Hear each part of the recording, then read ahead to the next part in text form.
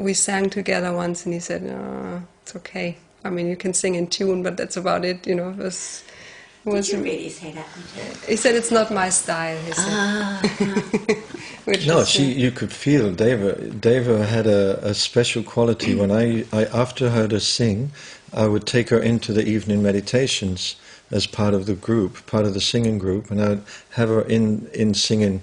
These, these gatherings were, I don't know, a couple of thousand people, and Deva got used to playing and singing in this kind of environment, and the beauty about Deva, and I watched her, was one of the things that interested me so much, is that she, when she wasn't sure in a musical situation, and this is very unusual for a musician, because usually what musicians do when they're not sure, they play louder.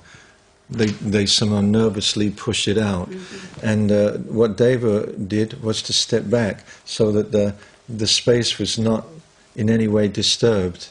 And it was not, I knew from my playing with musicians, with the singers, the women singers that we had and the men singers, they would just sing, because that was what we were there for, basically. But on the tender moments, it could get clumsy.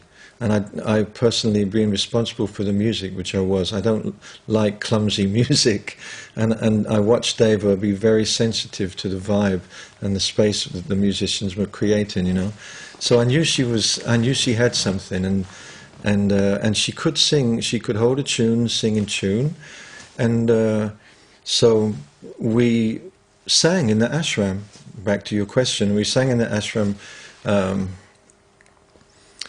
For a while, and eventually, about maybe say a year, I think, after Osho had left his body, we left, and we were just thinking, how could we share this? What are we going to do with ourselves, And so we left for Europe, and we left the ashram because some friends of ours had a band in Italy, and they were playing kind of new age music with sitar and bansuri, Indian flute.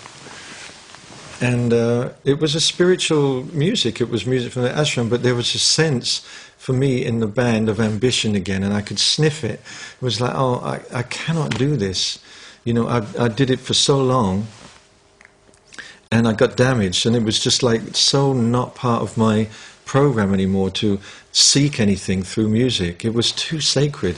It was too special. So I just had to say, Deva and I, we're going to go and play our music and just share our love of what Osho called, or what that was called in the ashram, Sufi dance, which is a kind of, it's, what it is. It's like circle. It's a circle dance, and one of the most important things for me when I came to Bhagwan was to be in a situation where everybody was singing together and singing joyfully and looking into each other's eyes as the dance progressed. And somehow, for me, it was like such a revelation to come out of this kind of weird music idea of what music was, and to really experience what music can be and what it is, So we were like, well, that's what we want to share. So we went round to some Bhagwan centers, some sannyas centers. People knew me because I was playing music in the ashram, and we would just say, hey, would you like us to come for the weekend and do a workshop? And so we would have a small group of people, but it was a spiritual connection. It was nothing other than creating space for each other, for everybody, us included. We weren't separated in any way. We were just there to experience silence and meditation and whatever we feel when we sing together.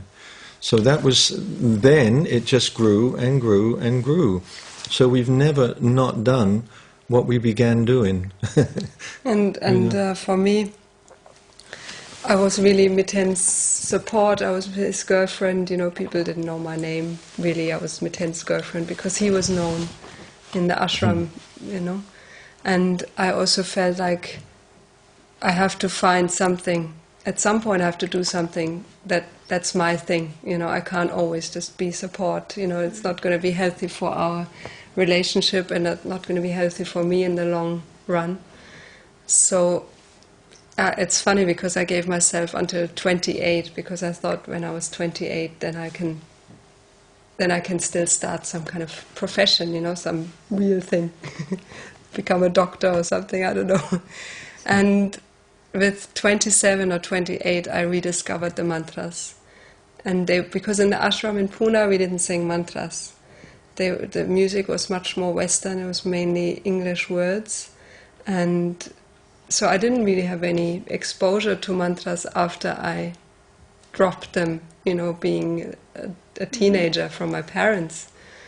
And the Gayatri mantra came back and I realized, I heard it, you know, being played, and I realized I know it. This is what I've been singing every night. And then I started singing it and realized when I sing this, I'm not shy. You know, when I sing this, I can sing to people and sing alone without his support or without being second voice, because that's the only way I could sing before, was like hiding behind him or kind of, you know, embellishing his voice, but not being there, out there alone, you know, being heard alone. So that's always, for me, it's such a key, this feeling of when you sing your own song, then it just happens. You're not shy, you're natural, you know. I was in my natural element singing these Sanskrit mantras. That's really where I can sing freely, and that's natural, more than singing the English. I can do it, I think I can do it beautifully with him together, but alone, that's not my expression, you know. And then suddenly people were really touched by these mantras, and they were, you know, we put the CD out, The Essence, which we thought would sell to our massage giving friends, you know. And so suddenly we got all these orders, and we realized there is an audience, there's people who really hunger for this kind of music, they are ready for this music, which is the yoga scene. Scene is not such a nice word, but it's the people who discover yoga and who make yoga part of their lives, which especially in America is very big, but it's all over. But it's almost as if I've seen this in the two of you, as if you stepped up and took your place alongside Miten. It was no longer Miten and there was Deva Premal. You really took your place. And very often I see you, Miten, very much, not just that she has her place, but she's, you know, you're very much seen as someone in your own right, very much in your own right with the music.